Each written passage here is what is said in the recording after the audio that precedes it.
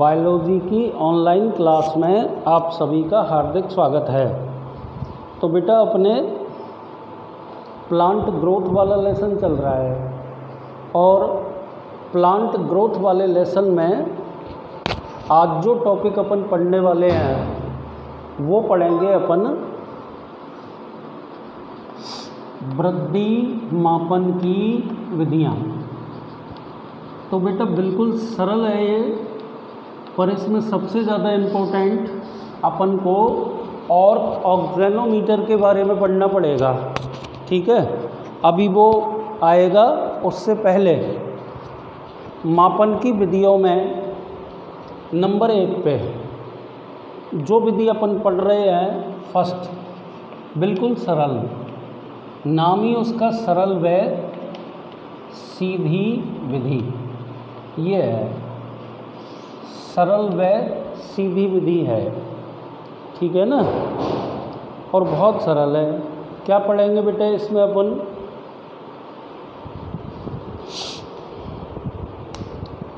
पादप वृद्धि की लंबाई के रूप में, पादप वृद्धि की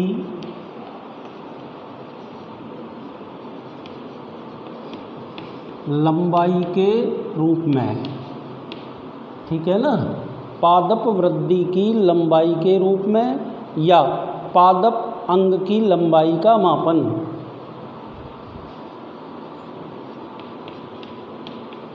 पादप अंग की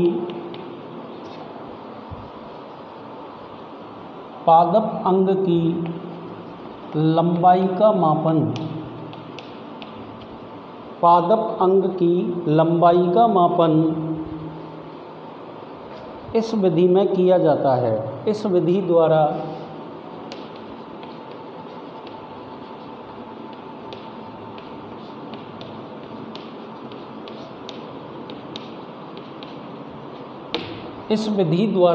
किया जाता है सरल एवं सीधी विधि। इसके बाद निश्चित समय अंतराल में फिर से, इसके बाद निश्चित समय अंतराल में फिर से, इसके बाद निश्चित समय अंतराल में फिर से उस पादप की लंबाई स्केल से माप ली जाती है।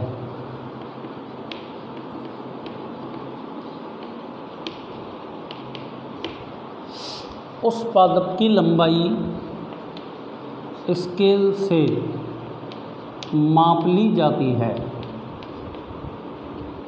ठीक है ना। आगे चलिए। इस प्रक्रिया द्वारा निश्चित समय अंतराल में, इस प्रक्रिया द्वारा निश्चित समय अंतराल में, निश्चित समय अंतराल में पादप अंग की लंबाई में हुई बढ़ोतरी, पादप अंग की लंबाई में हुई वृद्धि से वृद्धि दर का आकलन किया जा सकता है। वृद्धि दर का आकलन किया जा सकता है। तो बेटा देखो, आज अपन ने शुरू किया है वृद्धि मापन की विधियाँ, ठीक है ना। और वृद्धि मापन की विधियों में सबसे पहली विधि कौन सी है? सरल एवं सीधी विधि। तो इसमें मैंने बोर्ड पे क्या लिखा है, बिल्कुल इजी है। इस विधि के द्वारा पादप या पादप के अंग की लंबाई में होने वाली वृद्धि का मापन कर सकते हैं, ठीक है बेटा। अब इसमें क्या लिखा है देखो, पादप वृद्धि की लंबाई के रूप में अथवा पादप अंग की लंबाई का मापन इस विधि के द्वारा किया जाता है, ठीक है। अब आगे देखो क्या लिखा है, इसके बाद निश्चित समय अंतराल में फिर से उस पादप की लंबाई स्केल द्वारा माप ली जाती है। तो बेटा इस प्रक्रिया द्वारा निश्चित समय अंतराल में पादप अंग की लंबाई में हुई वृद्धि से वृद्धि दर का आकलन किया जा सकता है। तो बेटा फर्स्ट हेडिंग तो अपन ने ये पढ़ लिया, ठीक है। अब आते हैं अपन दूसरे हेडिंग पे, और आपको बता देता हूँ, कल बता चुका हूँ कि देखो बेटा वृद्धि के बहुत सारे पैरामीटर होते हैं। कोशिकाओं की बढ़ी हुई संख्या के द्वारा वृद्धि का आकलन कर सकते हैं। पादप या पादप के अंग की लंबाई में वृद्धि द्वारा भी वृद्धि का आकलन किया जा सकता है, या पादप के शुष्क भार में बढ़ोतरी से भी पादप वृद्धि का आकलन कर सकते हैं, या पादप के किसी अंग की मोटाई, चौड़ाई अथवा व्यास के द्वारा भी वृद्धि का आकलन किया जा सकता है, ठीक है। अब अपन पढ़ेंगे वृद्धि मापी द्वारा, और ये बहुत इम्पोर्टेंट है। इसमें बेटा मुझे एक चित्र के द्वारा भी आपको समझाना पड़ेगा। वृद्धि मापी द्वारा, इसको इंग्लिश में बोलते हैं बेटा ऑक्जेनोमीटर। कई बार ये प्रश्न कंपटीशनों में पूछा जाता है बेटा। क्या पूछते हैं इसमें? ये पूछा जाता है कि पादप वृद्धि का मापन किस उपकरण के द्वारा किया जाता है। तो हिंदी में तो बेटा बिल्कुल सिंपल है, वृद्धि मापी। अंग्रेजी में यदि इसे अपन बोलें तो इसको अपन ऑक्जेनोमीटर बोलेंगे। क्या बोलेंगे? ऑक्जेनोमीटर, ठीक है। इसी सेंस में आपको मैं बता देता हूँ, एक वैज्ञानिक हैं जिनका नाम है ऑर्क। तो ऑर्क नामक वैज्ञानिक के द्वारा बनाया गया ऑर्क ऑक्जेनोमीटर सर्वाधिक प्रयुक्त किया जाता है। तो अब आपके सामने ब्लैक बोर्ड पे एक मैं डायग्राम बना रहा हूँ, और इस चित्र के द्वारा भी बेटा पादप की वृद्धि का आकलन किया जा सकता है। तो आप देखिए बेटा, सबसे पहले तो ये मैंने एक छोटा सा,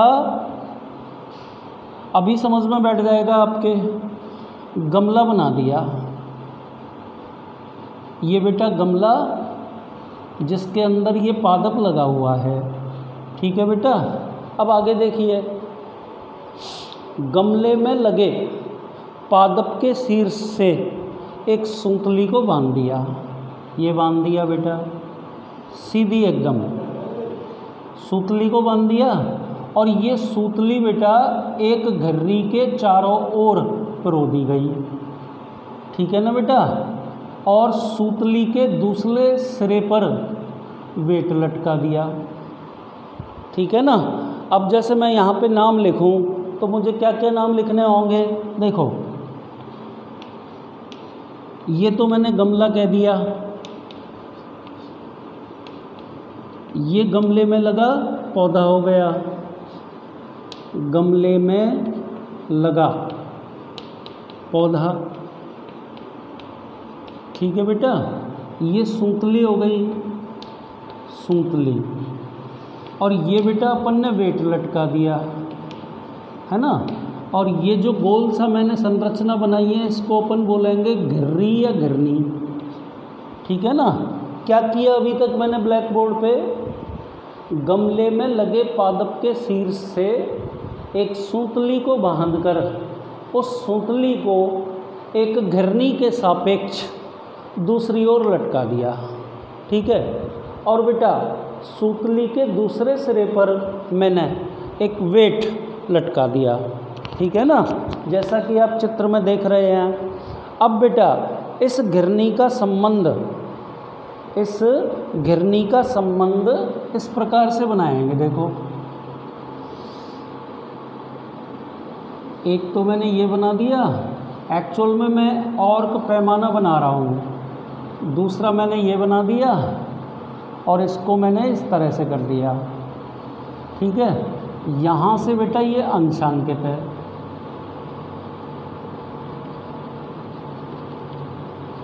ये मैंने इसको अंशांकित कर दिया, और इसको अपन क्या बोल देंगे, पैमाना। ठीक है ना।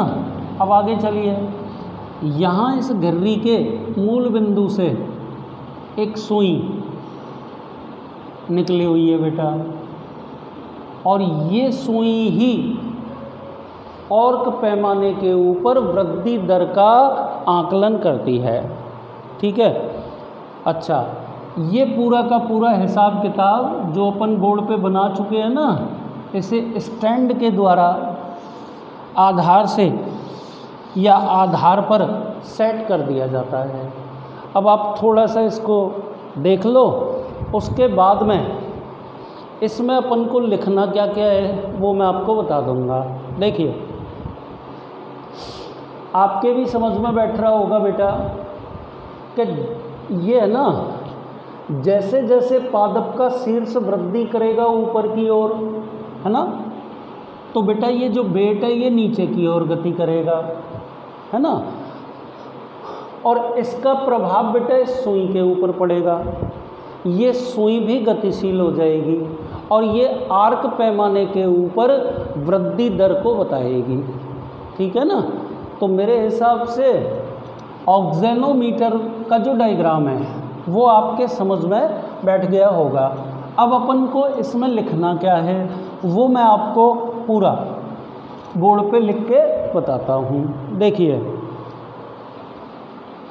मैं आपको पहले भी कह चुका हूँ कि पादपों में वृद्धि दर का मापन, या तो अपन हिंदी में बोलें तो वृद्धि मापी, और इंग्लिश में इसको यदि अपन बोलें तो ऑक्जेनोमीटर, ऑक्जेनोमीटर के द्वारा किया जाता है। एक बात ख़त्म कर दी। अब बेटा आपको ना जो मैंने अभी ब्लैक बोर्ड पे डायग्राम बताया था उस डायग्राम के बारे में लिखना है। जैसे कि मैं आपको एक बार कह देता हूँ, चित्र मैं आपके सामने बना ही चुका हूँ, तो इसमें आपको क्या कहना पड़ेगा बेटा, ध्यान से सुनिए। ठीक है। देखो बेटा, इस उपकरण में क्या होता है कि गमले में लगा एक पादप होता है, जैसा कि मैंने चित्र में बनाया था। गमले में लगा एक पादप होता है और पादप के शीर्ष से एक सूतली बांधकर उसे घिरनी से टांग देते हैं और सूतली के दूसरे सिरे पर एक वेट लटका दिया जाता है। ठीक है बेटा। घिरनी का संबंध अपन करते हैं किससे, ऑर्क पैमाने से। बस हो गया काम। ठीक है। अब इसको अपन किस प्रकार लिखेंगे, एक बात मैं ये भी कह देता हूँ, ऑर्क वैज्ञानिक का नाम बता चुका हूँ आपको, ऑक्जेनोमीटर। वृद्धि मापन की सरलतम विधि है। ठीक है। इसके द्वारा पादप के अंग लंबाई में किस प्रकार वृद्धि करते हैं ये बता सकते हैं। चाहे मैं कह देता हूँ, इस उपकरण द्वारा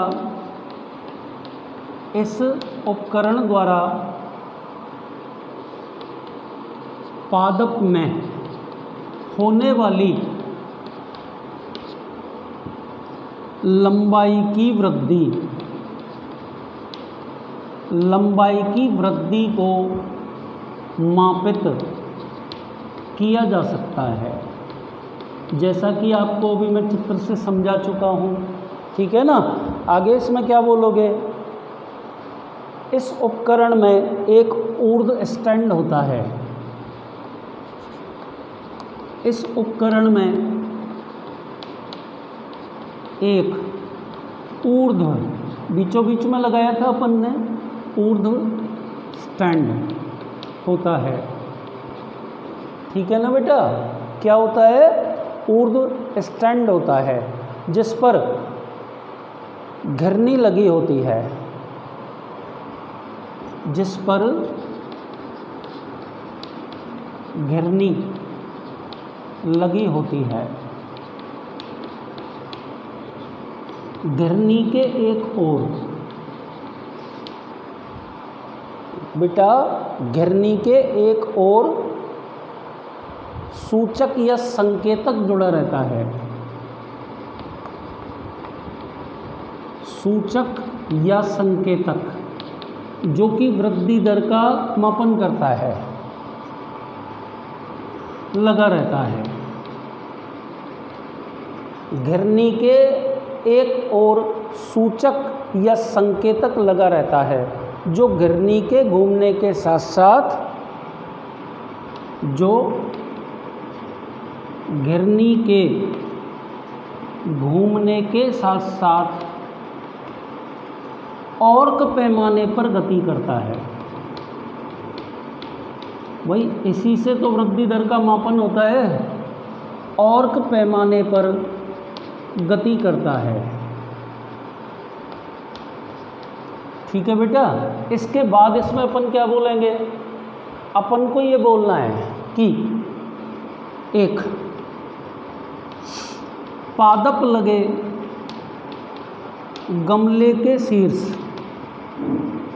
पादप लगे गमले के शीर्ष से एक सूतली बांधकर घिरनी से होती हुई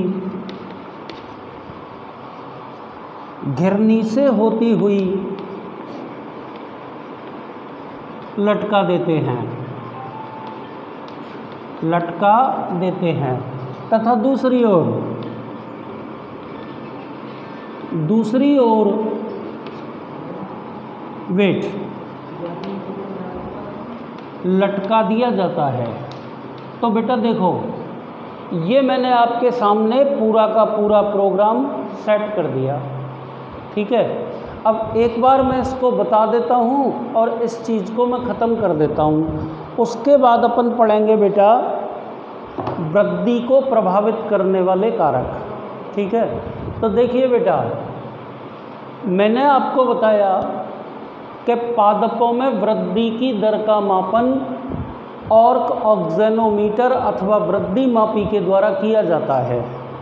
वृद्धि मापी के अंतर्गत एक ऊर्ध्व स्टैंड होता है। देखो ये लिखा है, इस उपकरण में एक ऊर्ध्व स्टैंड होता है जिसके ऊपर घिरनी लगी रहती है। घिरनी एक और संकेतक अथवा सूचक से जुड़ी रहती है।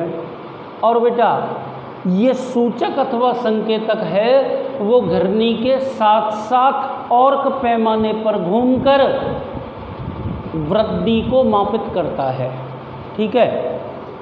ऐसे ही इसमें अपन को बोलना है बेटा कि एक पादप लगे गमले के शीर्ष से एक सूतली बांधकर घिरनी से होकर टांग दी जाती है। सूतली के दूसरे सिरे पर बेटा, सूतली के दूसरे सिरे पर एक वेट लटका दिया जाता है। अब जैसे जैसे पादप का शीर्षस्थ विभजों तक वृद्धि कर मतलब विभाजित होकर पादप की लंबाई में वृद्धि करता है, वैसे वैसे घिरनी से जुड़ा सूचक गति करके वृद्धि का आकलन कर देता है। तो बेटा आपको इसके अंतर्गत ये दो विधियां पढ़नी है। एक विधि तो सरल या साधारण विधि और दूसरी बेटा वृद्धि मापी अथवा ऑर्क ऑक्सेनोमीटर के द्वारा वृद्धि का मापन। अब अपन पढ़ते हैं वृद्धि को प्रभावित करने वाले कारक। वृद्धि को प्रभावित करने वाले कारक। तो इसमें सबसे पहला कारक अपन पढ़ेंगे प्रकाश की तीव्रता। प्रकाश की तीव्रता, ठीक है ना। क्या पढ़ेंगे इसके अंतर्गत? प्रकाश की तीव्रता अधिक होने पर प्रकाश की तीव्रता अधिक होने पर पादप की वृद्धि मंद पड़ जाती है। तो इनके मध्य में ये रिलेशन आया कि प्रकाश की तीव्रता अधिक होने पर पादप की वृद्धि मंद हो जाती है, क्योंकि अधिक प्रकाशीय तीव्रता पर पर्वों की लंबाई कम हो जाती है।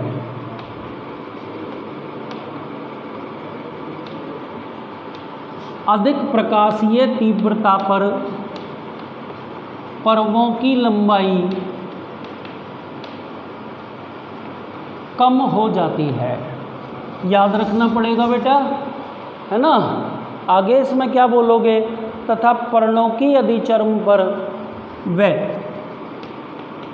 पर्णों की यदि चर्म पर रोम विकसित हो जाते हैं। तो देखो अपना टॉपिक क्या चल रहा है, वृद्धि को प्रभावित करने वाले कारक। सबसे पहला कारक अपन कौन सा पढ़ रहे हैं, प्रकाश की तीव्रता। तो बेटा मैं आपको बता देता हूँ कि जब प्रकाश की तीव्रता अधिक होती है तो पादप वृद्धि की दर मंद हो जाती है, क्योंकि बेटा अधिक प्रकाशीय तीव्रता पर पर्वों की लंबाई घट जाती है। साथ ही पर्णों की यदि चर्म पर रोम विकसित हो जाते हैं। ठीक है, तो ये तो अपना पहला हेडिंग खत्म हो गया। अब दूसरे पर आइए, प्रकाश की गुणवत्ता। प्रकाश की गुणवत्ता हेडिंग नंबर दूसरा। पादप वृद्धि के लिए सबसे उपयुक्त प्रकाश, सबसे उपयुक्त प्रकाश पादप वृद्धि के लिए कैसे रंग का होता है, लाल रंग का होता है। पादप वृद्धि के लिए सबसे उपयुक्त प्रकाश लाल रंग का होता है। परावैंगनी और अवरक्त प्रकाश, यहाँ लिख देता हूँ, परावैंगनी व अवरक्त प्रकाश पादप वृद्धि को सीमित करते हैं। तो ये बेटा अपना दूसरा हेडिंग खत्म हो गया। और दूसरे हेडिंग में आपने क्या पढ़ा, एक बार आप ध्यान से सुन लीजिए। देखो मैं आपने दूसरा हेडिंग पढ़ा है प्रकाश की गुणवत्ता। तो मैंने ये बताया कि पादप वृद्धि हेतु सबसे उपयुक्त प्रकाश रेड, लाल रंग का होता है। ठीक है, परावैंगनी एवं अवरक्त प्रकाश में पादप वृद्धि सीमित हो जाती है, मतलब वृद्धि की दर घट जाने लगती है। अगला कारक अपन पढ़ेंगे प्रकाश की अवधि।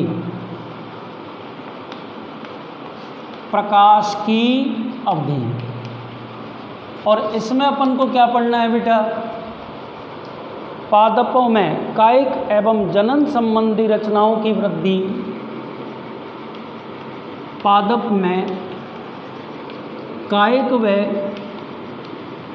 जनन संबंधी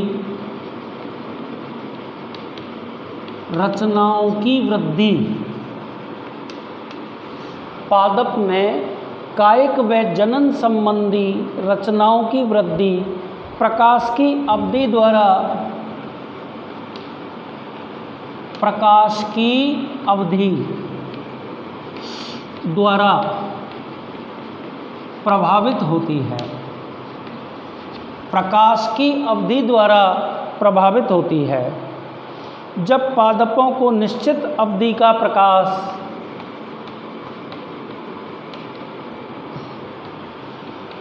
निश्चित अवधि का प्रकाश उपलब्ध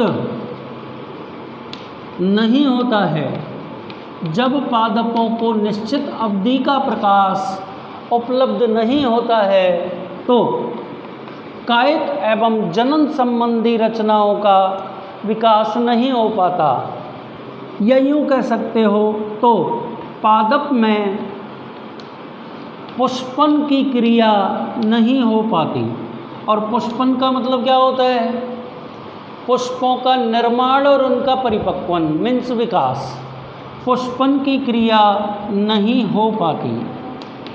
तो बेटा ये हेडिंग नंबर 3 हो गया। एक बार दोबारा सुन लें।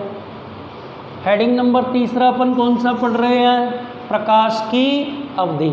क्या लिखा है इसमें मैंने? पादप में कायिक एवं जनन संबंधी रचनाओं की वृद्धि प्रकाश की अवधि द्वारा प्रभावित होती है। ठीक है ना? जब पादपों को निश्चित अवधि का प्रकाश उपलब्ध नहीं होता है तो देखो बेटा, उनकी कायिक वृद्धि तो फिर भी हो सकती है, लेकिन जनन संबंधी रचनाओं यानी कि पुष्पों का विकास डिले हो जाता है, यानी कि पुष्पन की क्रिया नहीं हो पाती। तो ये आपने वृद्धि को प्रभावित करने वाला कारक नंबर 3 खत्म कर लिया। अब चौथे कारक पे आ जाइए। और चौथा कारक अपन क्या पढ़ने वाले हैं बेटा? जल। क्या पढ़ेंगे? पौधों की समस्त क्रियाएं जैसे अवशोषण, परासरण, पौधों की समस्त क्रियाएं जैसे अवशोषण, परासरण, रसारोहण, प्रकाश संश्लेषण, श्वसन, ये जितनी भी क्रियाएं मैं आपके सामने लिख रहा हूँ, बीजांकुरण, एंजाइमी क्रियाशीलता, बीजांकुरण, एंजाइम्स की क्रियाशीलता, इन सभी क्रियाओं के लिए जल की आवश्यकता होती है। ठीक है? अतः स्पष्ट है कि पौधे की समुचित वृद्धि के लिए जल अत्यंत आवश्यक होता है। ठीक है ना? आगे चलिए। तो क्या पढ़ा बेटा इसमें अपन ने? वृद्धि को प्रभावित करने वाले कारकों में कारक नंबर 4। चौथा कारक आपने कौन सा लिखा? देखो बेटा, एक तो आपने प्रकाश की तीव्रता पढ़ ली, दूसरे आपने प्रकाश की गुणवत्ता पढ़ ली। ठीक है? एक आपने बेटा जल पढ़ लिया। ठीक है? तीव्रता, अवधि, जल, 4 कारक अपन पढ़ चुके हैं। अब अपन 5वें कारक पे आ गए। और 5वां कारक जो अपन पढ़ने वाले हैं वो है तापमान।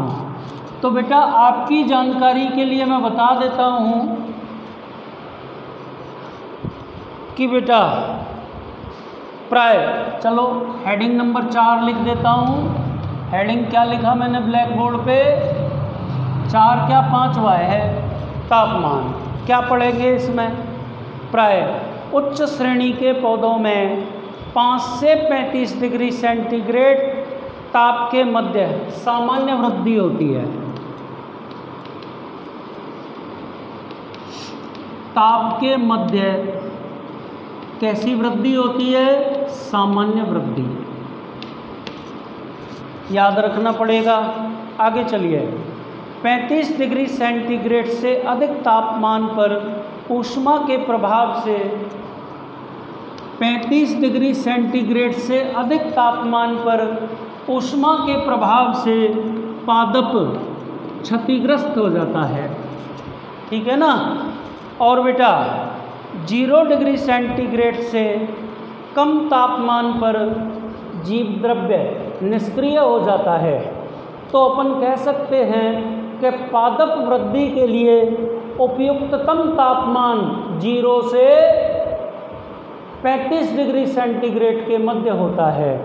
यदि आप 0 डिग्री सेंटीग्रेड से 35 डिग्री सेंटीग्रेड के मध्य तापमान में वृद्धि करते हैं, ठीक है, तो पादप वृद्धि बढ़ती है। मीन्स वृद्धि की दर पादपों में बढ़ती जाती है। ठीक, धन्यवाद।